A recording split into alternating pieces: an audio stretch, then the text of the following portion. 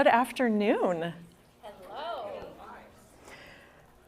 Imagine finding out one day that the life you'd been living was basically a complete lie. That's what happened to me 5 years, 6 months, and 3 days ago. But who's counting? Let me explain what happened that day. I was traveling home from a work trip, and a friend reached out and she wanted to urgently meet for a cocktail at 10 p.m. on a Tuesday night. Now look, I enjoy a good cocktail now and then, but not in the middle of the night on a Tuesday. And this was not a 10 p.m. Tuesday night cocktail kind of friend. So all day, I'm going into this wondering what is going on with her that is this big that she needs to share? And how do I show up and be a good, supportive friend? When I arrive, she proceeds to display this arrangement of evidence about the man that was living in my house, my significant other. It was like I walked in this restaurant, one woman with a certain life, and now I'm turning around facing a new one. So instantly this detective wall forms in my mind, and I begin mapping out and cross-referencing all of the dates, the names, and the locations. There was just too much evidence, and this guy was not who I thought he was at all. I had been deceived, betrayed, and completely bamboozled. And quite honestly, I was broken. I felt like my entire world had just imploded and my life shattered into a million tiny little pieces. Now, maybe this exact thing hasn't happened to you. I sure hope not. But you know what I'm talking about, that event where you remember that exact moment, where you were, who you were with, maybe even what you were wearing. Because it was so big, it was big enough to break everything in your world apart. Maybe like me, it was heartbreak, or perhaps death and grieving the loss of a loved one, a health scare or diagnosis, maybe a financial situation or strain, or something completely different. But it consumed your every thought and it took up your whole world. And just like the impact of this event, your thoughts and your feelings became so big that you didn't really know where you fit because you've lost all context. And that makes it natural to feel small. Your perspective is completely thrown off. And that safe container of your life as you knew it is gone. So what do you do when this happens? Well, you go to other people. You go to your friends and your loved ones to get their perspective because they're a different kind of safe. And clearly, they're going to know where and how you fit, right? And when you go to them, what do? They attempt to make this event and experience small. They might say things like, oh, you're going to be fine, or you'll find somebody better in no time. Or at least you weren't married. It's not like you have to go through a divorce. And psychologists call this minimizing.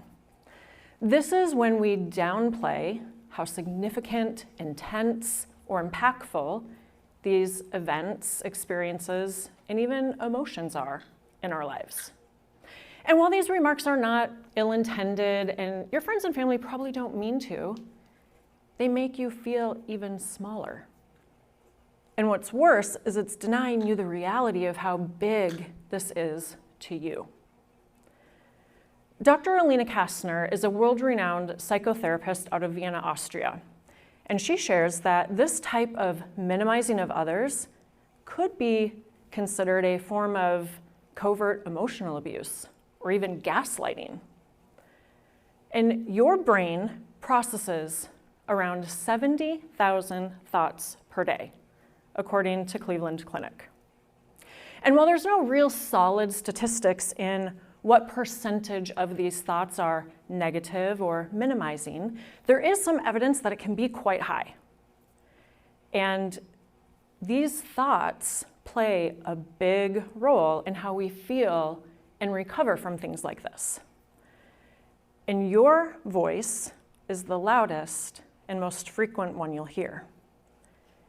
And your thoughts create your feelings shape your mood, and your mood becomes your reality. While minimizing is often referenced as something that we do to others, it's also something we do to ourselves. We have this tendency to minimize our experiences, sometimes the good and exciting ones, but the ones that are tied to the opposite ends of the emotional spectrum. And we especially have a tendency to minimize the tough ones.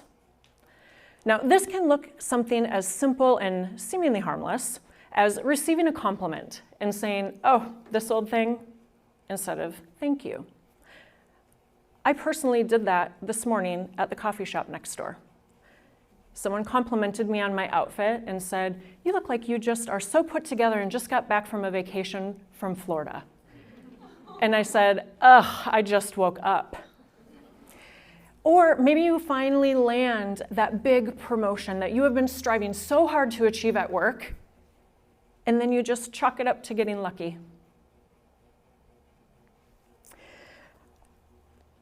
When we minimize ourselves, and this happens during these big events that are big enough to break us, this more than doubles the issue. Because those friends and loved ones that you went to for their perspective and safety are minimizing it, and now you're shrinking it yourself.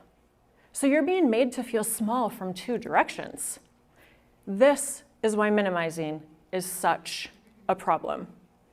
It is nearly impossible to make something smaller without changing it, hurting it, or damaging it in some way. So let's think about our options and how to make something smaller. Picture yourself sitting around the table with all of your favorite people for a big feast. Maybe it's Thanksgiving or some other meal, but there's a turkey.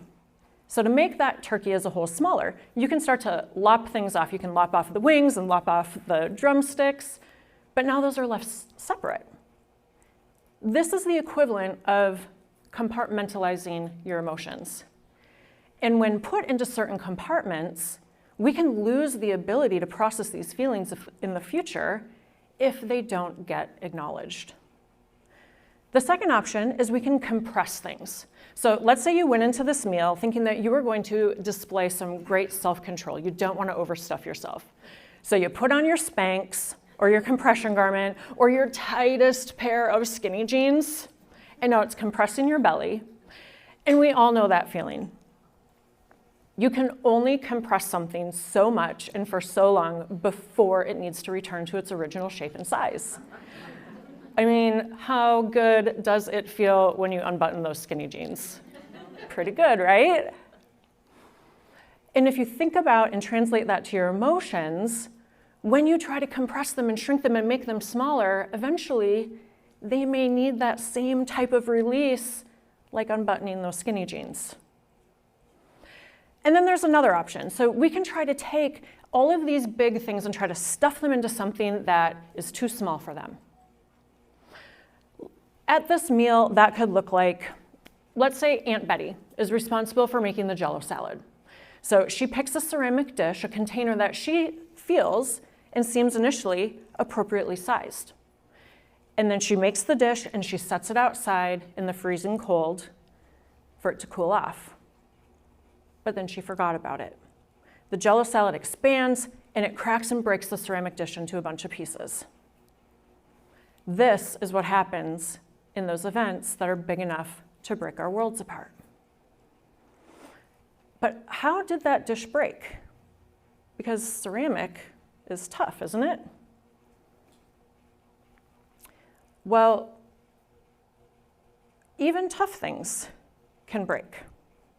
And this is much like what happened in my own life-altering big experience. People wonder how I was so broken because they thought I was so strong. But when I reflect back, I wasn't strong, I was tough, just like that ceramic dish. And you might be wondering, is there a difference between tough and strong, actually? There is a difference between tough and strong. Toughness, by definition, is the measurement of the amount of energy needed to break something. Even tough things eventually can break. Whereas strength is the ability to carry a load. And that's exactly why I was broken, because I was tough. So how does this relate to you and me? Well, minimizing can be a sign of toughness, of us being asked to or asking others to be tough. And when it's being done to us, this can be a sign that maybe we've been looking at tough all wrong. Tough is hard. Tough people tend to wear this false sense of protective armor. In reality, what that does is creates a barrier between you and others. Tough is plastering a smile on your face, suppressing your emotions, and pretending to be okay. But eventually, even that smile has to crack and break. Toughness is protecting yourself from dealing with the difficulties in life.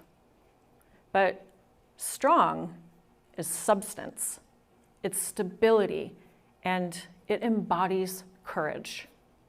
Strength is being fully cognizant of the emotions that you're feeling. And it's not ignoring the negative ones. It's even having the vulnerability to acknowledge, maybe even talk about what you've been through or what you're going through. And strength is recognizing and processing all of these emotions for exactly as big as they are. So what does strong do when these events occur that are big enough to break your world apart? Well, you could sweep up all the pieces, throw them in the trash, and pretend like nothing ever happened. That's an option. But if we want to look at picking up the pieces, you can begin by taking them one by one. Examine them. Decide which ones you want to keep and where they'll go. You don't even need to know the eventual shape. But then decide, what do you want to use to put all those pieces back together? Will you use something that will conceal and camouflage the brokenness and the imperfections, make it look like it was never broken to begin with? That's another option. But here's a third: kintsugi. Kintsugi is a Japanese art form where when a container, often a ceramic vase or bowl, is broken, it's repaired with gold joinery.